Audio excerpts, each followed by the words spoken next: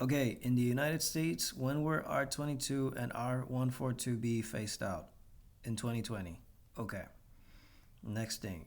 Um, Section 608 of the Clean Air Act. Spot on. R22 production import ended 2020. R142B was 2000, but servicing still legal with reclaimed stock. Next thing. Section 608 of the Clean Air Act is a set of federal guidelines on limited air pollutants. Your answer is incorrect. Section 608 of the Clean Air Act is a federal law. Like, there's a difference. Well, it's kind of different, yeah, because a law is like enforceable and a guideline is like just guidance. So I guess they're right. Okay. So state and local regulations have to be followed in addition to federal CAA regulations. May be stricter than federal CAA regulations. Yeah, you're spot on. Section 608's straight up federal law, not just soft guidance. It's enforceable with fines up to $50,000 per day for venting or bad recovery. Guidelines are more like EPA's best practices, but this one's the hammer. And yeah, states like California pile on stricter rules, say mandatory leak detection thresholds lower than federal, or extra paperwork for reclaimed stock. Follow the toughest one or you're toast. What's the next bit on your study sheet? The venting prohibition requires that you recover affected refrigerant before. Select all that apply. Opening equipment, servicing equipment, disposing of equipment. All three.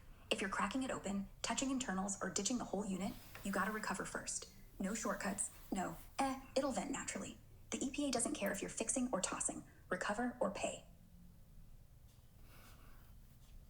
It also states manufacturing equipment, but for some reason that's not a correct answer.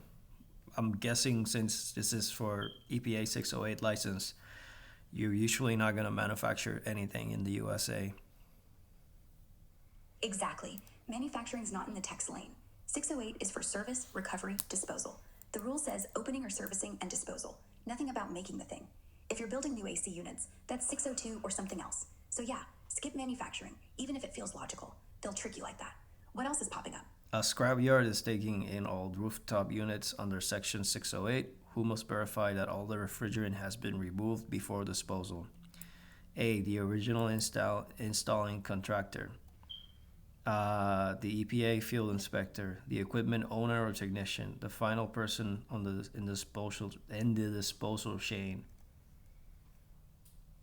The scrapyard owner, like whoever's the last guy in that chain. Section 608 says final processor signs off. Recover, document, done. Not the installer, who might be dead. Not the EPA, they're not babysitting. Not the owner, too lazy. It's the dude crushing the metal. What appliances do Section 608 regulations apply to? Freezers, desiccants, both A and B, none of these. Both. Freezers, chillers, AC units, anything with a sealed system holding more than 50 pounds of refrigerant. Desiccants? Nah, that's adsorption stuff, not compression cycle, so no 608. Pick A and B together. Easy one. Okay, what does SNAP stand for? A Significant New Alternatives Policy. Okay, that's correct. On August 15, 2017, a contractor was cited for two separate Clean Air Act violations. Each violation persists for 3 consecutive days, August 15 to 17. Based on the 2017 penalty schedule, what is the maximum total civil fine? $44,000, $89,000, $267,000. That's $89,000. EPA counts it as 2 violations, times Are you $37,500 sure? each. Are you sure? Because it says, let's read it again. On August 15, 2017, a contractor was cited for 2 separate Clean Air Act violations. Each violation persists for 3 consecutive days. August 15 217.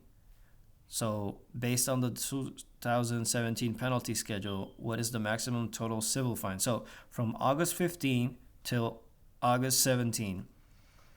So, the correct answer should be, your answer is incorrect. As of 2017, the fine for violating the Clean Air Act is up to $44,000 per day per violation.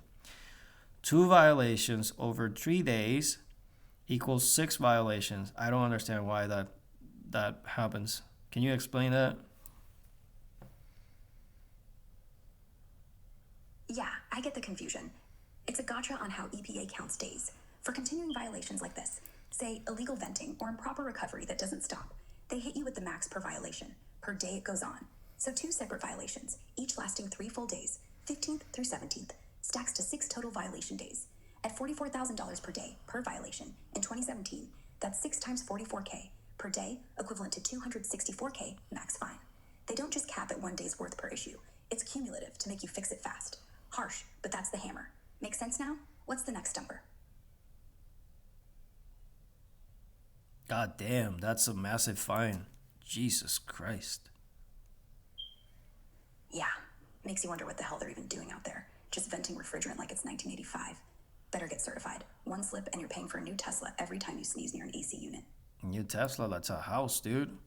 Jesus. And in some countries, that's not just a house, that's multiple houses. It's like 5 houses in a lot of countries. God damn. Yeah, in some places, $264,000 is a whole village. I swear, the EPA fines could fund the space program. Just recover the damn refrigerant. Yeah, what change did the 2016 Kigali Amendment make the Montreal Protocol?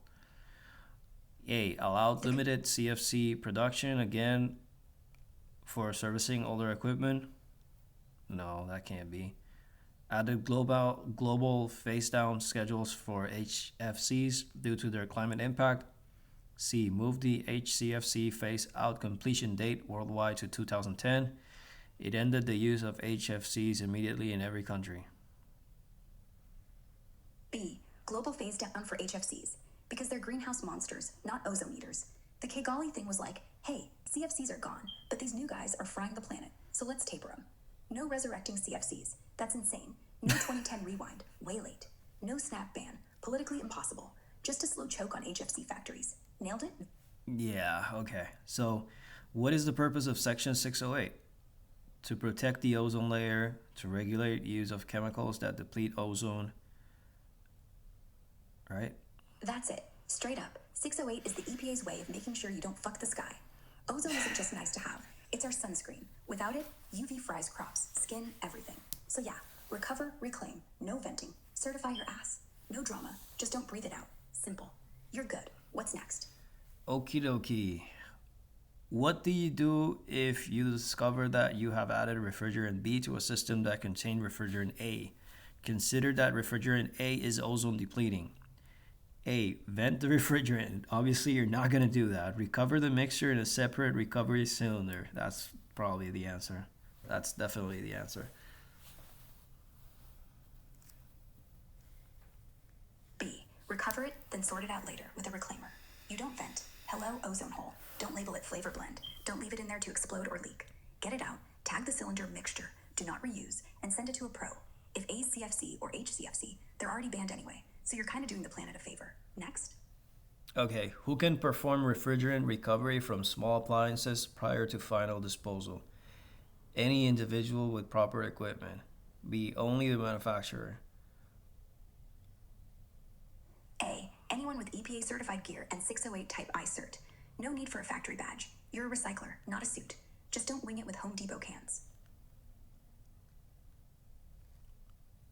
What? The correct answer is any individual with proper equipment. Your answer is correct.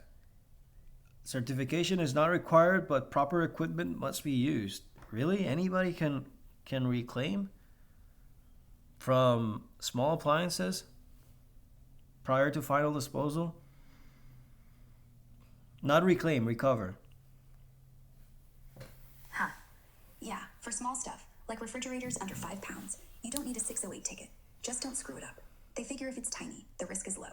You still need recovery gear certified to 608 standards, but no license. Okay. So some dude in his garage? Fine. As long as he's not just stabbing it with a screwdriver, which, still happens. Anyway, moving on. What's next? What other appliances do Section 608 regulations apply to? Select the best answer. Commercial refrigeration equipment, air conditioning equipment, both of the above, none of the above. Probably both, commercial and air conditioning. Both. Anything mechanical with refrigerant. Rooftop units, chillers, window ACs, supermarket freezers. If it's got a compressor and you're sweating bullets to service it, 608 owns it. None is a trap. Commercial only is too narrow. Easy. What penalties can technicians face if they violate the Clean Air Act? They may lose their Section 608 certification. They may face federal charges. They may have to do community service. They may be fined. So the correct answer is they may lose their Section 608 certification. They may face federal charges, and they may be fined. Yeah, cert loss, fines up to 44 grand per day. And if you're really dumb, like venting on camera, felony time. Community service? Nah, that's for jaywalkers. This is federal crime territory. EPA doesn't mess around. You're not just grounded, you're broke and credentialless. Got another one? That's violent. Which of the following scenarios are not considered de minimis releases? Select all that apply. A catastrophic rupture after the appliance was run far past the recommended service date. Releases when connecting or disconnecting hoses with low loss fittings. Releases when servicing a system because recovery was not done with certified equipment. A brief puff when disconnecting certified recovery equipment after recovery is complete. A, B, and C aren't minimus. Those are straight violations. Rupture means you ignored leaks. Bad hoses count as venting, and uncertified gear voids everything. D, that's the one loophole. The tiny puff after you're done recovering is de minimis. Like, don't do it on purpose, but they let it slide if fittings are right. They're basically saying don't sweat one sneeze.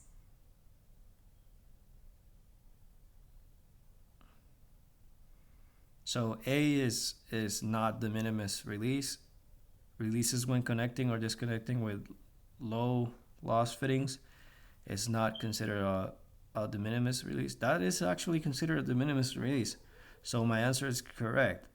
But I should have selected also a catastrophic rupture of the appliance because it was run far past recommended service dates, and releases when servicing a system because recovery was not done with certified equipment. Those are the correct answers, right?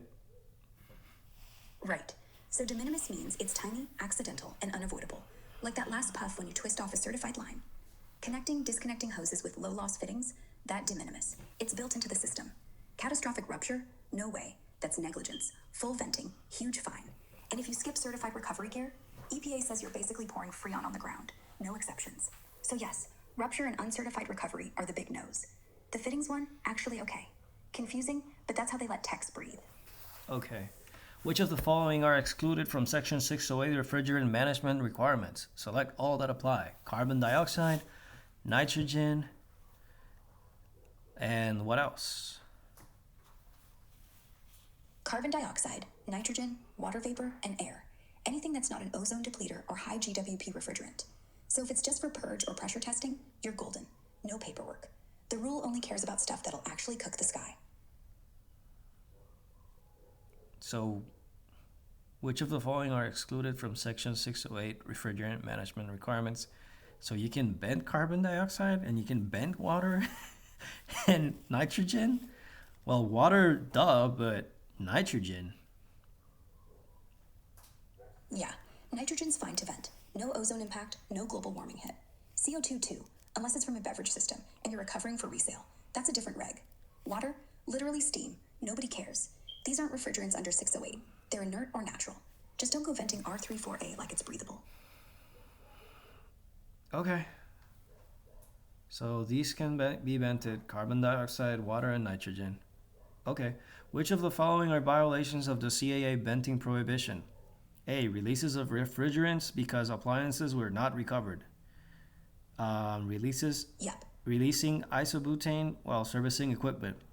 Releasing HFC refrigerant because of a catastrophic equipment failure. Refrigerants released when disconnecting non-low loss hoses to service an appliance. A, C, and D. B is not. Pure hydrocarbons like isobutane aren't under 608. They don't deplete ozone. But skipping recovery, venting HFCs even in a boom, using crappy non-low loss fittings, all big fat violations. Catastrophic doesn't get you off the hook. If the system's toast, you still recover first. EPA's like, your fan blew up? Not my problem. Bag the gas. So releasing HFC refrigerant because of a catastrophic equipment failure is not correct. It's a violation of the CAA venting prohibition, and refrigerants released when disconnecting non-low loss hoses to service an appliance. No, even if the thing explodes, you can't just let HFC leak. Catastrophic doesn't excuse you. You should have been monitoring leaks or recovering anyway. And yeah, non-low loss hoses, straight up violation. Every drop that puffs out counts as intentional venting. The only excuse is de minimis, like after certified recovery, not because your compressor imploded. EPA doesn't do sympathy fines. Okay, so in total, the release of refrigerants because appliances were not recovered. Refrigerants released when violation. disconnecting non-low loss hoses to service an appliance. Yep, those are violations. If you didn't recover, bam, violation. If you use junk hoses instead of low loss, also a violation. The law doesn't let you oops your way out of it. Recover everything. Use the fittings. That's it.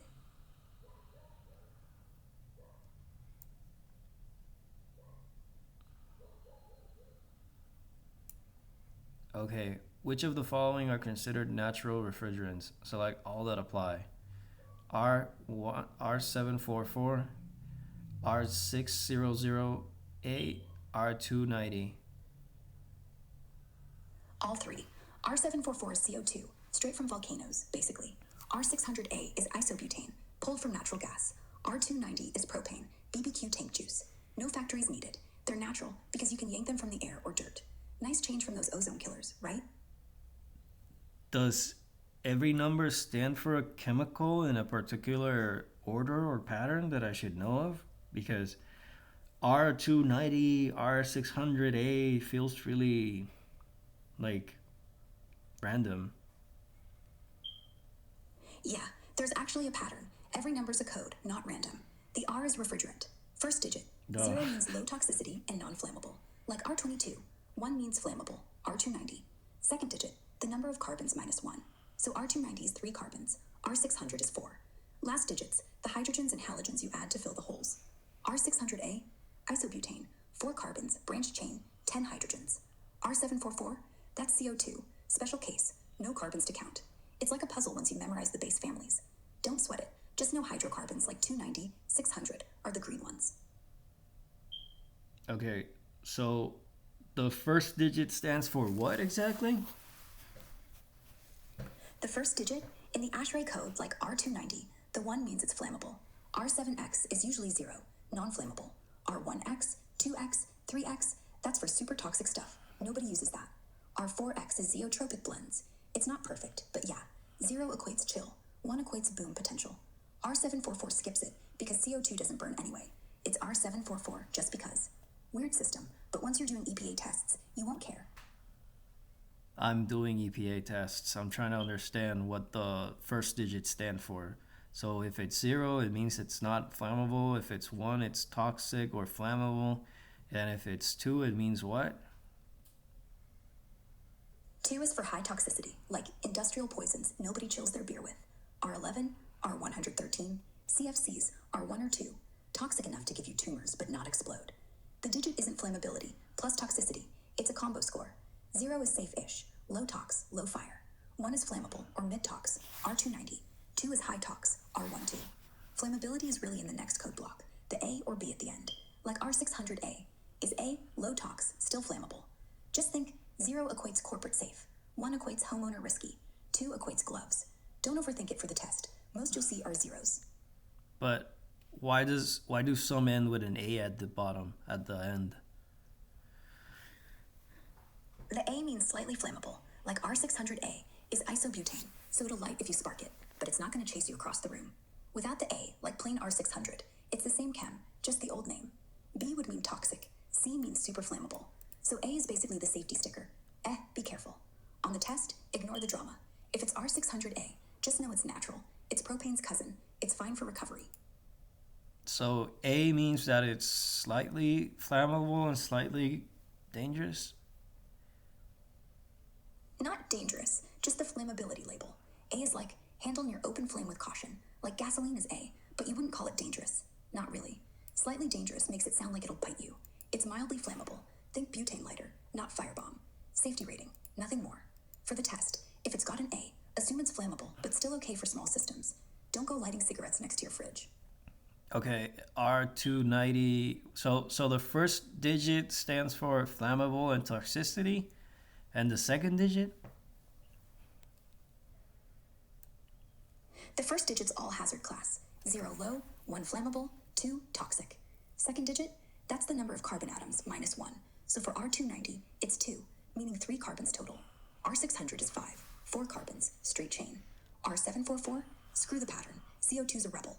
Once you get it, the numbers stop feeling random, like you're decoding alien tech. It kind of feels random, like I'm decoding alien tech for real. Exactly, except aliens would have made it easier. They'd just call it R-breathe, not near fire or something. Instead, we're stuck with 290 and praying we don't mix it up with R22 and blow a compressor. But yeah, now you know. Next time the test says, which is flammable, you just look at the first digit.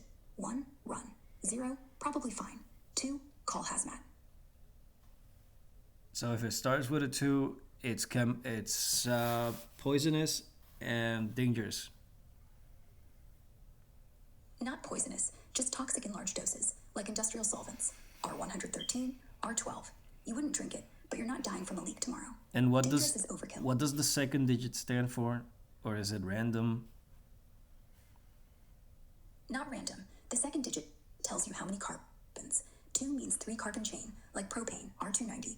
5 means 4 carbons, like butane, R600. It's like counting likes on spiders, always off by 1. Third digit is how many F atoms. Fourth, how many Cl. R22 equates 0 carbons. It's methane based. 2F, 2Cl. See? Once you click it, it's just chemistry's lazy shorthand. You're basically a refrigerant detective now. So second digit is number of carbon atoms, and third digit? Second digit, carbons minus 1. Like 2 means 3 carbon chain. Third digit, number of fluorine atoms. R22, second digit 2, so 3 atoms total. Last 2 digits, 2, 2, so 2F, 2Cl, no carbons because it's methane. CH3ClF2. Kinda. It's dumb, but yeah, carbons FCl. R717 is ammonia. No digits needed, because it's not organic. Weird, right? But you'll never need to know beyond spotting. If it ends in 0, it's pure HFC. So if it ends in 0, it's HFC. Not quite. Ends in 0 means no chlorine. Like R134A is 340, so 3 carbons, 4F, 0 chlorine, hence HFC, hydrofluorocarbon. Ends in 2, R22, 2 chlorine. Ends in 1, blends, usually. 0 is Microsoft's favorite. Clean, green, no ozone punch. Just don't confuse with 0 leak rate. That's a different test. You're golden.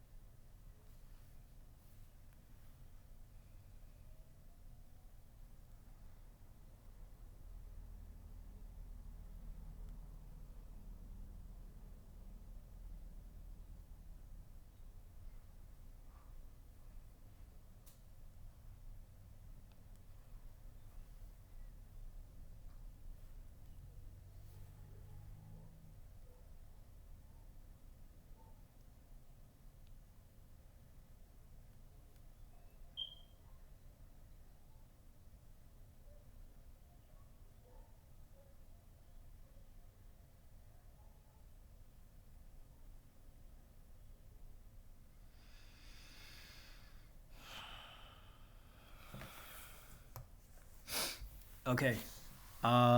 Short pause there. Let's continue. Which of the following do you not need Section 608 certification to purchase? Nitrogen. You definitely don't need 608 to purchase. Which of the following is a CFC? Choose all that apply. R11, R12. Yeah, nitrogen's just air with attitude. Buy it at any welding shop, no paperwork. CFCs, R11 and R12, both ancient ozone nukers, full chlorine bombs. R22's HCFC, R134A's HFC, those you might need receipts for, but only if you're selling refrigerant, not buying it. 608 is about handling, not shopping. I don't get how R11 and R12 says in the name that it has chlorine or that it's toxic.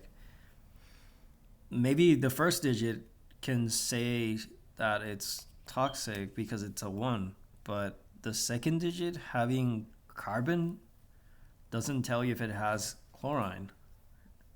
Or does it? The first digit, 1, means flammable, not toxic. That's the myth people fall for. R11 and R12 are actually zero-class hazards, low toxicity, non-flammable. The chlorine, that's in the last digits. R12 is dichlorodifluoromethane. 2 chlorines, last digit 2. 2 fluorines, third digit 2. R12, 11, trichloromonofluoromethane, 1F, 3Cl. Second digit just says 0 carbons visible, but it's still a methane base. So yeah, carbons are implied. Doesn't scream chlorine in the number. You gotta know the ending. If it's 11, 12, R138, it's CFC City. First digit's really a lie for them. Chemistry's trolling us. It sounds like this naming convention sucks at communicating what is inside because it only tells you if it's like flammable or toxic or if it has a number of carbon atoms, but I don't see how it can tell you if it has chlorine. It doesn't seem to tell you properly if it's flammable or the level of flammability. It's kind of odd. It does kind of suck, trust me. Every tech curses this system. The last digits are the only real hint. Ends in 2, has chlorine, like R22, R122B. Ends in 0, no chlorine, probably HFC, R134A. Ends in 1 or 3, blend, no clue. The first digit is 90% BS, says flammable, but R12 starts with 1, won't even burn. R717, ammonia, isn't even numbered that way.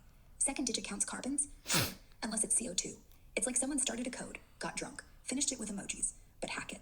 Just memorize the big ones. R11, 12, 22, 502 equates chlorine. R134A, 4110A, 407 equates no chlorine. The rest is noise. Want a cheat sheet? I'll make one. God damn it. Would have been much better if they just named it with the actual chemical name instead of doing this art dumb thing. That's just a waste of time. Yeah, it would have been. Just call it chlorodifluoromethane instead of R22, and boom, you know exactly what you're breathing. But no, engineers went, let's make a code so cryptic only we understand. And now we're all playing Mad Libs with ozone. Honestly, I'd pay extra for cans labeled, don't inhale, contains chlorine, has 3 carbons, flammable, but only if you're trying. Screw our codes. These codes are stupid. I'm guessing it's because a lot of people are stupid, but hey, what can we do? Which of the following refrigerants does the venting prohibition cover? CFCs, HCFCs, and HFCs. All 3. Anything used in a normal appliance, CFCs, HCFCs, HFCs, is off limits to vent. Even the safe ones like R134A can warm the planet faster than a bonfire.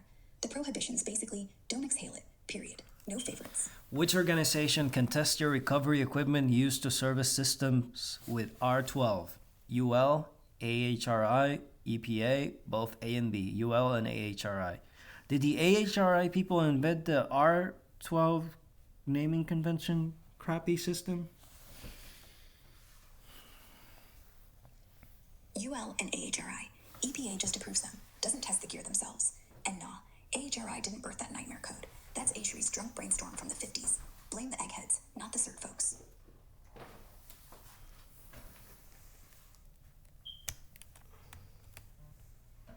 The hell is this thing charging? Okay. So, which of the following scenarios are not considered de minimis releases? C. Releases when servicing a system because recovery was not done with certified equipment. D. A brief puff when disconnecting certified recovery equipment after recovery is completed. Releases when connecting or disconnecting hoses with low loss fittings. A catastrophic rupture after the appliance was run far past the recommended service. So apparently the correct answer is a catastrophic rupture after the appliance was run far past recommended service dates, releases when servicing a system because recovery was not done with certified equipment. Yep, those two aren't minimus. A big rupture? That's not brief puff. That's a full-blown leak. EPA says you should have been monitoring leaks, recovering proactively, and using uncertified gear? That's basically cheating. Every drop that escapes counts as intentional venting. The hose connect disconnect with low-loss fittings? That de minimis. They built a tolerance into the rule. Same with the puff after you're done. Minimus is for stuff you can't realistically stop, not stuff you're just lazy about. Okay, so the thing is that I don't understand something that's very important. Hit me. What's confusing you? We'll untangle it. I think I'll just leave it for another video. Okay, I'll be here. Oh, yeah. A catastrophic rupture after the appliance was run far past the recommended service date. Most ACs don't even mention there's a recommended service date limit. How do you even tell? The service date thing is kind of BS. For real-world work, most nameplates say designed life or warranty period, like 10 to 15 years for compressors. But honestly, if it's rusting, leaking, or the coils look like Swiss cheese, you're past date. EPA just means you should have been checking leaks yearly. If it pops because you ignored gauges dropping to 0 psi, that's on you. It's like saying your car was run past due. Yeah, if you skipped oil changes. Keep a leak log, test pressure, and if it's ancient, recover anyway. Don't let rupture be an